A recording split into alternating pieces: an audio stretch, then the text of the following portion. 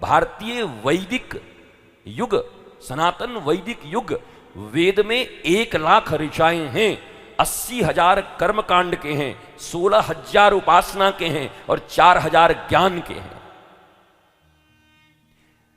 तो 96,000 को जब तुमने पार कर लिया तो अब अंतिम 4 में तुम आए हो। अंतिम 4 में आने का मतलब होता है सेमीफाइनल में आ गए, बोला अंतिम 4 में टीमें आ गई हैं। 96,000 श्लोकों को श्री हनुमंतलाल जी के कृपा से, गुरु के कृपा से जब तुम पार कर गए, ओवरकम कर गए, तब इन अंतिम 4 में श्रीमद् भागवत गुरु के साथ तुम्हारा संसर्ग होता है, व्यासपीठ के साथ तुम्हारा संसर्ग होता है। इसका नाम है ज्ञान यज्ञ। कर्म कांड यज्ञ नहीं है, उपासना यज्ञ नहीं है, ज्ञान यज्ञ। भारतवर्ष में लाखों कथाएं चलती हैं, दुनिया में लाखों कथाएं चलती हैं, पर हम कथा के मर्म से ही वंचित हैं। हमारे गुरुदेव सदा कहा करते, मर्म न जाने धर्म बखाने। मर्म नहीं जानते और धर्म का व्याख्यान देने चले आए। इसलिए विशुद्ध श्रवण की कथा, श्रवण का यज्ञ है। चित्त शांत।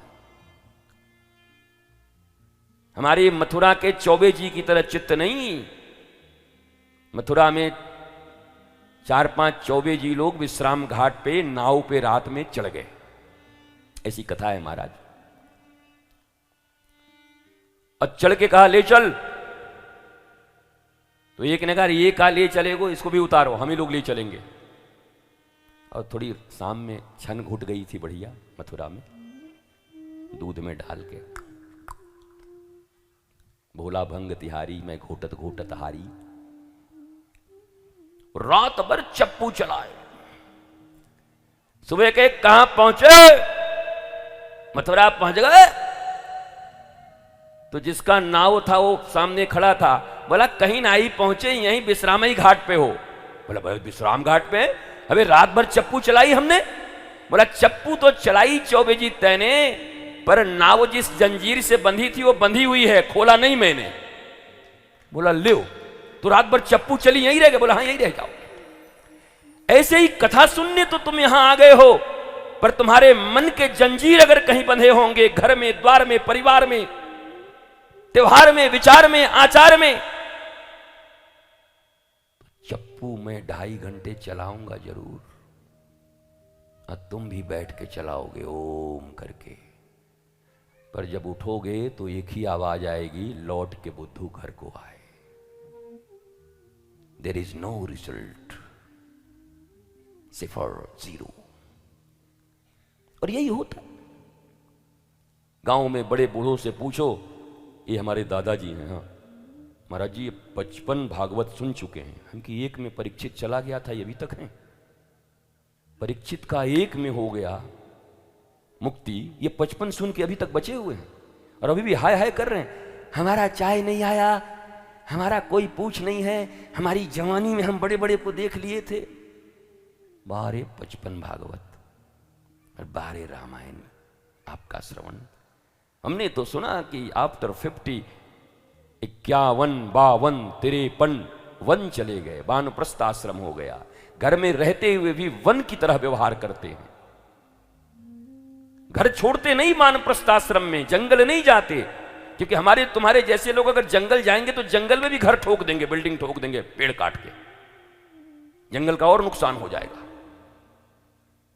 वन का अर्थ में घर में रहते हुए भी विरक्त की तरह रहना। हाँ भैया बहू तुम अपनी मौज में, हाँ बेटे तुम अपने मौज में, हाँ पोते तुम अपने मौज में, हाय हेलो कर दिए तो बड़ी अच्छी बात, नहीं किए तो और अच्छी बात। इस प्रकार से करें। इसलिए जीवन में भगवत कृपा कब तुम पर उतरेगी, जब इस ज्ञान यज्ञ को बहुत सिंसियर होकर, सीरियस होकर लोगे तब, नहीं तो बात नहीं बनेगी। भगवान की कथा दर्शन का स्थान है, प्रदर्शन का नहीं है। तुम्हारे जीवन की उपयोगिता यहां सिद्ध हो जाए, किसी प्रतियोगिता के कारण मत आना।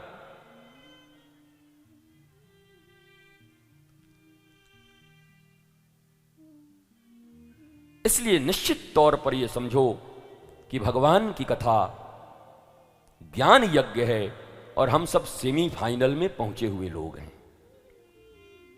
नहीं, बाकी लोग तो डोरा बांध ही रहे जहां जहां बांधना है। डोरा बांध ही आए, मुंडी पटकी आए, वहां घूम आए, वहां झाड़ू से पिटाई आए। ये सब 80,000 श्लोकों के अंदर में कर्मकांड में। उसके बाद उपासना, middle school, high school, then higher education.